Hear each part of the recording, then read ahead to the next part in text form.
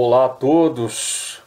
Primeiro agradecer aos que têm acompanhado, que têm comentado, se inscrito, principalmente aos que se tornaram membros.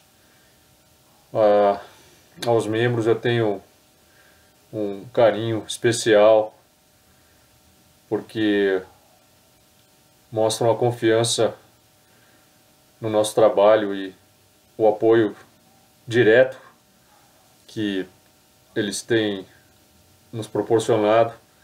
Então agradeço a todos os membros e conclamo a todos que continuem apoiando o canal e sigam nas minhas redes, me apoiem também no Patreon e me acompanhem em todos os lugares onde eu publico. E por falar em publicar, eu estou muito feliz, muito contente, porque estou lançando o meu último livro, meu primeiro livro traduzido para uma língua estrangeira, no caso o espanhol. Muitas pessoas estavam, principalmente, claro, os que vivem, os hispanohablantes, os que vivem em países de língua espanhola, estavam me cobrando a tradução dos meus livros, e espero que outros livros meus também sejam traduzidos, não só para o espanhol, como para todos os idiomas. Mas este é o meu primeiro, e está sendo lançado agora, acabou de ser lançado. Acabei de receber o meu exemplar, foi gentilmente mandado para mim pelo editor Diego Zúñiga. Diego Zúñiga, a quem eu tenho que agradecer muito, imensamente.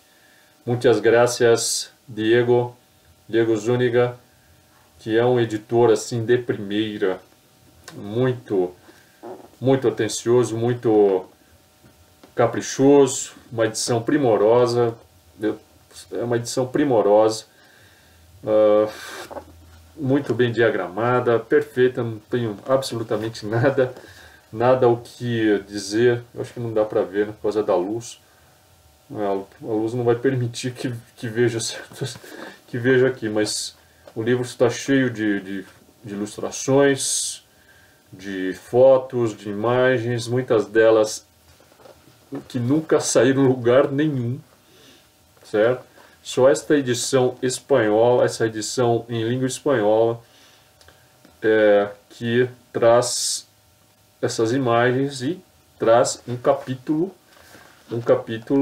essas imagens, muitas delas que eu mesmo recolhi, que eu consegui obter, fotos inéditas, né? Algumas fotos inéditas, não sei se vai dar para ver aqui. Tem algumas fotos aí inéditas do próprio Vilas Boas.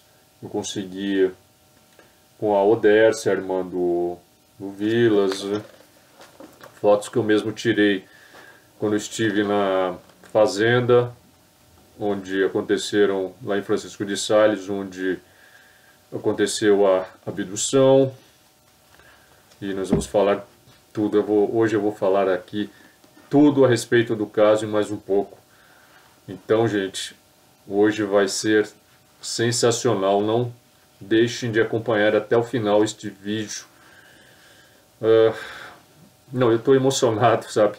Gente, eu estou bastante emocionado, porque não é todo dia, né? Meu primeiro livro em espanhol, edição muito caprichada, né? Diego, mais uma vez, muito obrigado. Eu tenho que agradecer também imensamente ao Luis Ruiz Nogués, que é um cético, né? Pesquisador cético, mas esses rótulos, sabe, são estereótipos, né? Porque o Luis Ruiz Nogués é um pesquisador, assim, dos grandes pesquisadores. Não é só vocês entrarem no blog do Nogués, o Marcianitos Verdes, para vocês verem assim, o quanto o Nogués ele vai fundo nos assuntos, ele conhece tudo, pesquisa tudo, aborda todos os assuntos possíveis e imagináveis no blog dele, casos em todas as áreas da parapsicologia, da ufologia, da criptozoologia, dos fenômenos forteanos, tudo, né? Ele aborda no site dele. Claro, ele tem uma postura, ele tem uma linha cética, ele se alinha dentro da linha cética, mas eu considero todos esses, né, esses rótulos uma bobagem, e o Noguês, ele, assim, os artigos dele são muito bons, muito bons. Eu só tenho que, eu não tenho assim nada a falar contra o Noguês. Não é porque ele traduziu aqui o meu livro. Aliás, o Noguês foi o grande responsável por esse livro ter saído, né? Noguês, você foi o grande responsável por este livro, porque foi você que primeiro se interessou por ele, aí você se predispôs a traduzi-lo, né? E você se predispôs também a tentar um editor, e você parece que você já conhecia, não? O Zuniga, e aí você ofereceu a ele, e o Zuniga gostou do livro também e resolveu publicá-lo. E claro, não foi algo assim da noite para o dia, não é mesmo, Noguês? Zuniga demorou alguns anos para que o livro saísse, mas finalmente saiu agora. Então, mas valeu a pena toda a espera. Nós vamos falar mais do livro daqui a pouco também, né? Como eu falei, o livro traz um capítulo inédito. É o capítulo inédito sobre o que não está no outro livro meu, né? Que está no livro 50 Tons de Grace, né? E é preciso aqui o 50 Tons de Grace, né? Que foi publicado pela Biblioteca UFO do Gevaert, o falecido Gevaert, né? Então este em espanhol, que está saindo agora, Encuentros Cercanos de Todos Tipos, ele é a tradução do 50 Tons de Grace, né? Ele é até maior, né? Ele é maior e tem mais páginas. Ele Por quê? Porque ele traz o capítulo inédito sobre o envolvimento, o alegado envolvimento da CIA, no caso da CIA, de agentes da CIA que teriam, segundo eles, eles teriam forjado o caso. Forjado assim, eles teriam, dentro do projeto MK Ultra, do MK Ultra, dos anos 50, eles teriam feito uma experiência, uma PSYOPS, uma operação psicológica no Brasil. Eu vou falar disso daqui a pouco, né? Eu vou falar disso daqui a pouco com muito mais calma e propriedade, profundidade. Aguardem, eu vou falar. Mas só para falar do capítulo, então este capítulo ele fala exatamente disso, dos agentes Bosco, Nedeljkovic e Richard Dodd, os dois agentes que disseram que participaram da operação, uma tal de Operação Mirage, Operação Mirage, da CIA, e que ali também havia participação, havia ali a associação, né, uma coligação com os cientistas do projeto MK Ultra, de controle mental, e resolveram fazer uma experiência. Mas nós vamos falar, isso é um assunto extremamente polêmico. O capítulo é muito, o capítulo que eu escrevi para o livro, ele é bastante extenso, e eu procuro assim fazer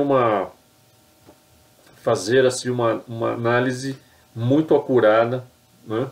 E levantando vários questionamentos também, fazendo assim um exercício de lógica, né? Uma navalha de Ockham também, já que estamos falando um pouco de ceticismo aí, né, Noguês? Então eu faço aqui nesse capítulo eu faço assim uma total varredura de tudo que esses agentes disseram, também do livro do Pilkington, né, Mark Pilkington, e do documentário também que foi lançado, né, Mirage Man, e vou falar isso daqui a pouco com mais propriedade. Primeiro eu preciso fazer essa introdução tanto longa, né, porque realmente é um momento especial e é um momento muito especial para mim, né? Então é isso, gente. Se vocês quiserem, quem lê em espanhol, né, todos os que leem em espanhol podem adquirir o livro pela Amazon. Pela Amazon, está disponível pela Amazon. No blog também da editora Coliseu Sentosa, você pode entrar, tá tudo na descrição, pessoal, eu vou colocar tudo na descrição. Então também todos os endereços da Amazon é possível comprar pela Amazon de vários países, Estados Unidos, a Inglaterra, a Amazon da Espanha, a Amazon da França, a Amazon da Alemanha e até do Japão. Né? Quem tem conta em qualquer desses países pode comprar, pode adquirir aqui o Encontros Cercanos de Todos Tipos, El Caso Vilas Boas e Outras Abduções Íntimas. Bom título, não? Certo? É um excelente título e a edição realmente está muito bonita, gente. Está linda, linda, linda. Muito bonita. Estou apaixonado aqui pelo trabalho gráfico que foi feito, diagramação, tudo primoroso, lindíssimo mesmo. Maravilhoso. Vale muito a pena. Né? E eu vou começar então a falar, vamos lá, vamos chegar em todos os meandros, certo? Então, o caso Vilas Boas, gente, eu considero o caso Vilas Boas, se me perguntam assim, sempre que me perguntam, Cláudio, qual é o caso ufológico que você considera o mais importante, né? Geralmente pergunto assim, qual é o caso mais importante? Para mim, assim, o mais importante, o mais significativo, o mais rico em todos os aspectos, assim, o mais emblemático, para mim, é o caso, indiscutivelmente, é o caso Vilas Boas, é o caso de Antônio Vilas Boas. É o caso que reúne, assim, praticamente todos os elementos, todos os elementos que compõem a casuística, né? Então é um caso que você pode analisar de todas as formas possíveis e imagináveis, com nuances, com dados e desdobramentos, tudo, tudo. Então é um caso assim, de uma riqueza completa, né? É um caso completo, é o caso Vilas Boas, eu não tenho dúvidas disso. Também é o caso, para mim, o mais fascinante, né? O caso assim, mais fascinante, independentemente do caso, porque ainda se discute, né? Se esse caso foi há vários graus de tomada de posição em relação ao caso, né? Vai desde um ceticismo extremo total, que considera o caso apenas um produto do imaginário do Vilas Boas, né? De algum tipo de, até mesmo de compensação, compensação psicológica em termos dele, isso é o que insinuam, né? Na verdade, eu não encampo essa. Eu não encampo porque não encontrei elementos suficientes para corroborar, né, esse tipo de insinuação que fazem. Quer dizer, a insinuação de que o Vilas Boas teria criado todo o caso porque ele tinha alguma necessidade de compensação psicológica devido a ser solteiro, né? E às vezes ficar um tanto quanto carente, né? Necessitado, e ele teria talvez inventado o caso por isso. Não é? Vai desde assim, o ceticismo então mais extremo até a crença mais extrema também, que toma o caso como uma abdução assim, insofismável, né? Que eram seres extraterrestres que vieram, fizeram uma experiência genética, quiseram produzir um híbrido, então tomam o caso assim como uma realidade plena. Então, né, existe toda esses patamares de tomadas de posição, de como a pessoa encara o caso Vilas Boas. Tá certo? Eu, no meu caso, já vou lhe dizer que ainda tenho muitas e muitas dúvidas. Né? Aliás, com muito. Eu sou um cara assim que, sabe, dificilmente eu vou assim. Uh, dar o meu aval total em relação ao caso. Né? Eu tenho dúvida em relação a praticamente todos os casos. E em relação ao Vilas Boas não poderia ser diferente. Né? Mas eu vou chegar em todos esses pontos. Né? E como é que eu conheci o caso Vilas Boas? Certo? Você pode estar se perguntando por que eu me interessei pelo caso Vilas Boas? Por que eu nunca, na verdade, eu nunca imaginei, né, que eu iria reabrir o caso, que eu iria não só reabrir, como eu iria acabar me envolvendo de maneira total com o caso, conhecendo até parentes do Vilas Boas, indo até o local. Eu nunca na minha vida antes de ter me engajado na investigação do caso, eu nunca pensei que eu iria tomar parte de um caso que para mim assim era uma fascinação de infância, né? E de infância, porque acho que eu tinha uns 12 anos de idade quando eu, pela primeira vez, ouvi falar do caso. E como é que foi que eu ouvi falar do caso, né? Como foi? Foi pela revista Planeta, né? Foi exatamente com esta edição aqui, ó. Uma edição que encadernada com duas edições. Na verdade, tem duas edições da revista aqui. Né? E na época se costumava fazer isso. Pegava-se duas edições, a Planeta, a editora 3, colocava uma sobrecapa em cima, né? E vendia nas bancas, claro, acho que um pouco mais caro, né? E duas edições assim especiais. Né? Então, por exemplo, aqui, uma edição especial Ufologia, certo? Botaram esta sobrecapa em duas edições internas, né? Então era o Melhor de Planeta Ufologia 2, né? Era isso aqui, ó, Melhor de Planeta Ufologia 2, né? Número 100A, especial de Ufologia. Juntaram esta edição e juntaram a 104A, também Melhor de Planeta Ufologia 3, né? Juntaram essas duas edições primorosas, né? Assim, com artigos. Espero que esteja dando para ver aí, né? A iluminação, assim, às vezes não ajuda, né? Mas acho que já está dando para ver aí um pouco, né? Então, esta edição especial veio com essas duas, né? E isso aqui foi por volta... Aqui não tem data. Isso aqui não tem data, mas certamente eu estou me lembrado, foi em 82. Foi em 82, tá?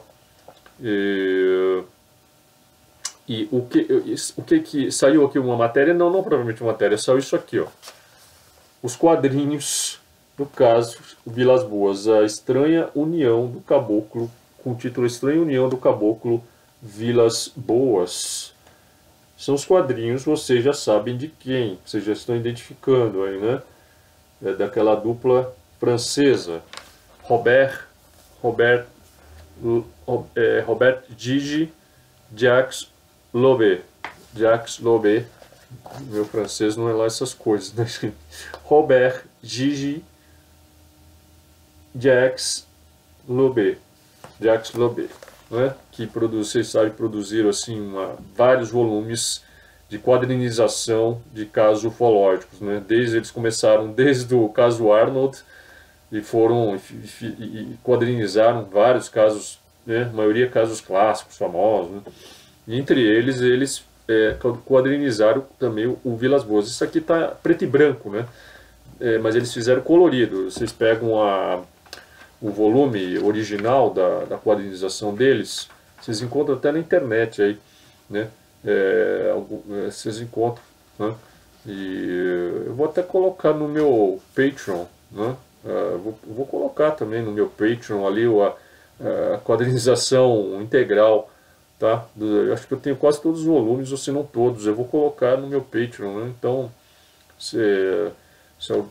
basta você me ajudar no Patreon, se tornando meu patrono, você tem acesso, né, desbloqueado de todas as matérias. Meu Patreon tem um conteúdo gigantesco, né, já são dezenas, acho que quase centenas já, de trabalhos que eu coloquei lá no Patreon, artigos exclusivos e inéditos que não estão em lugar nenhum, e muito material também, muito material, material ufológico, não é?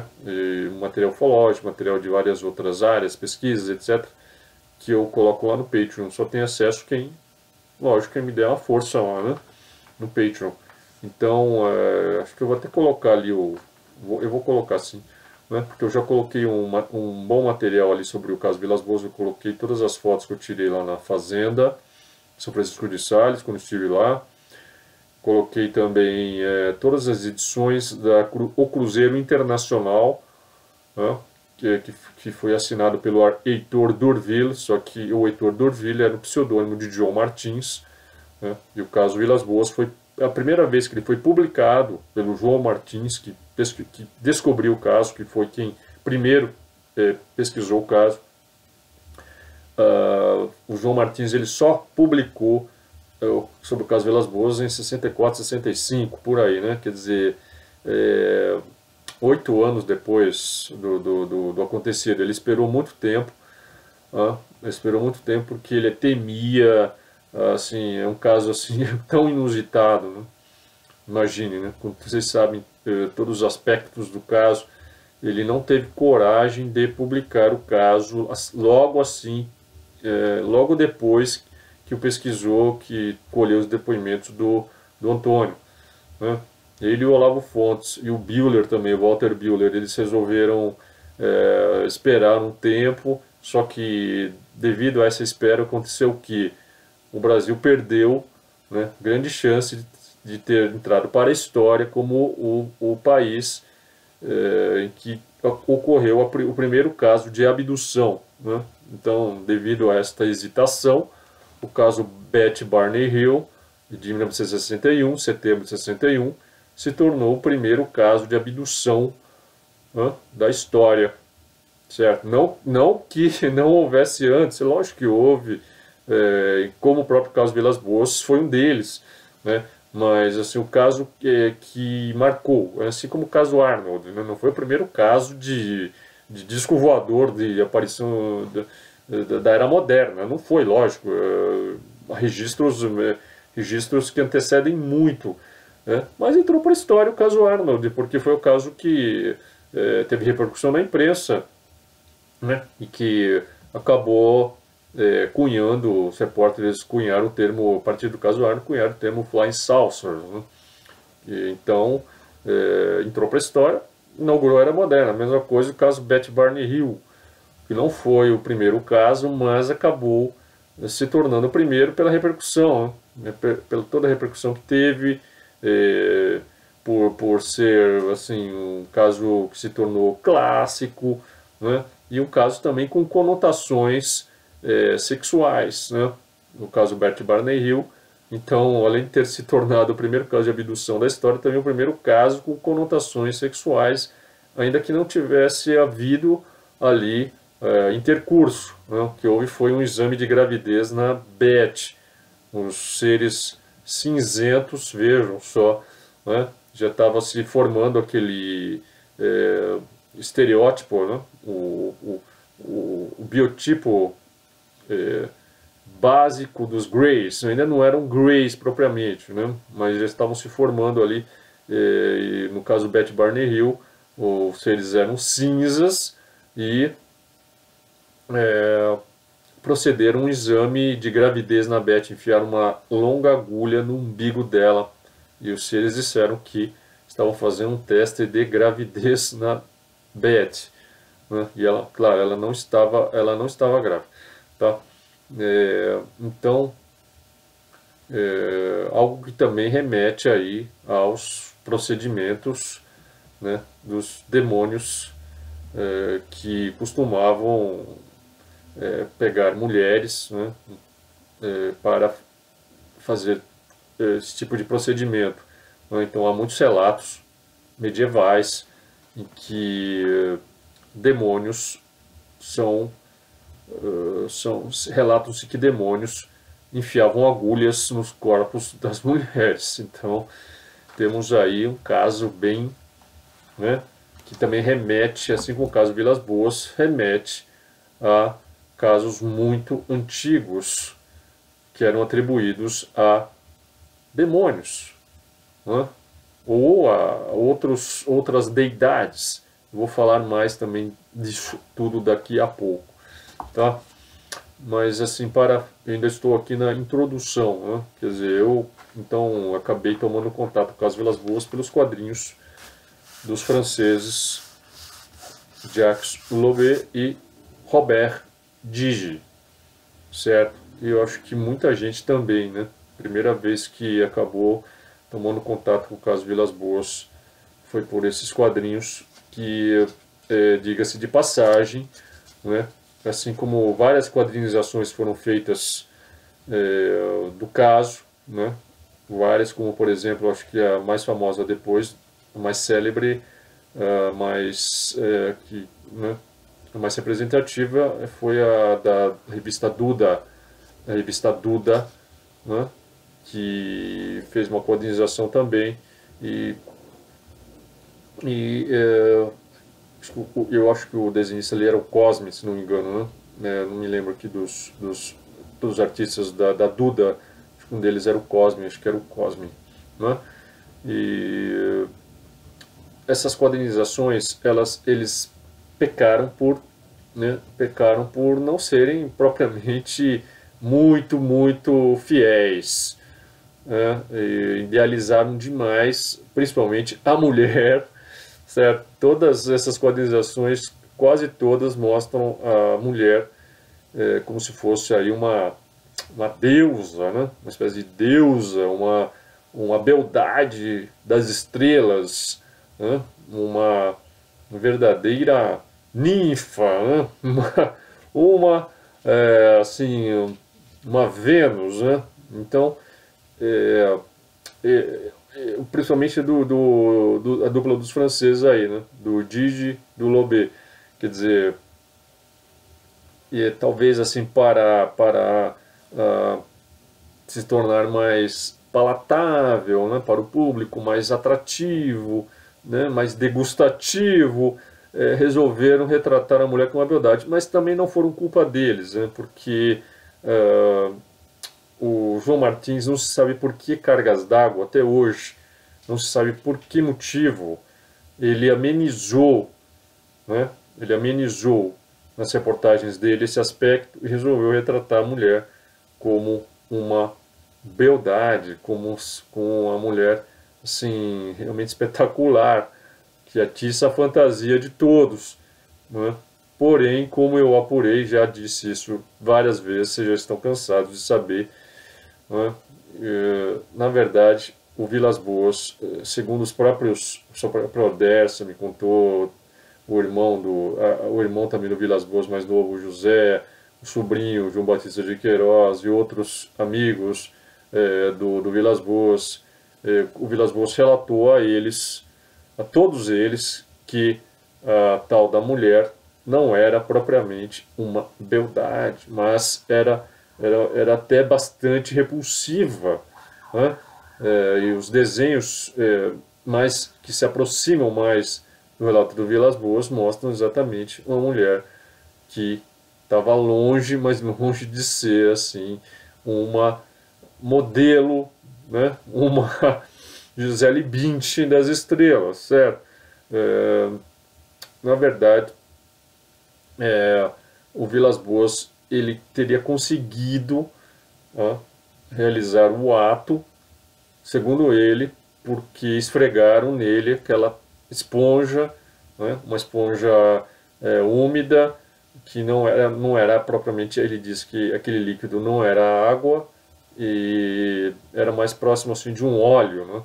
Era um tanto quanto viscoso, mas também não era propriamente um óleo, ficava entre um meio termo, né? Então parece que este líquido que aplicaram no corpo dele serviu aí como uma espécie de afrodisíaco, segundo ele, que poderia ter feito com que ele conseguisse ter se excitado para realizar o ato, né? Porque ninguém conseguiria realizar certamente o ato com aquela mulher, né? Era uma mulher, segundo ele relatou, que media 1,30 m mais ou menos de altura. Na verdade, fizeram um cálculo, né? Fizeram um cálculo assim, muito que aproximado, baseado na altura do próprio Vilas Boas, que media 1,57 m. E então eles calcularam aí que os seres mediam... Não, pera um pouco, deixa eu rever aqui. Acho que o Vilas Boas media 1,64 m, 65 m. É isso. Aí calcularam, com base então na altura do Vilas Boas, que os seres que o sequestraram mediam 1,57 m. E a mulher 1,33 m, era muito pequena, né? 1,33 m era muito pequena, uma mulher muito baixa, muito baixinha. E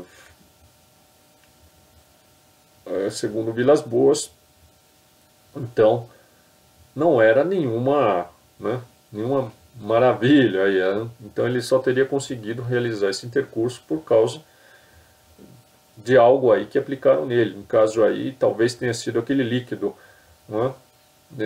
Mas assim, realmente seria algo assim bastante improvável que uma pessoa conseguisse se excitar na situação que ele estava, né? Só para relembrar, ele estava arando a terra, né, de madrugada, por causa do calor, né? Por causa do calor no campo. Então geralmente se trabalhava, embora já estivesse naquela época, dia 16 de outubro, 16 de outubro era assim, já quase que o começo do outono, né? Estava no começo do outono, final de verão, começo do outono. Então ainda estava muito quente, né?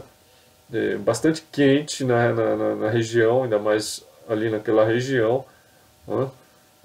Então eles procuravam trabalhar mais assim de madrugada. O Vilas Boas arava a terra de noite e de madrugada. Então,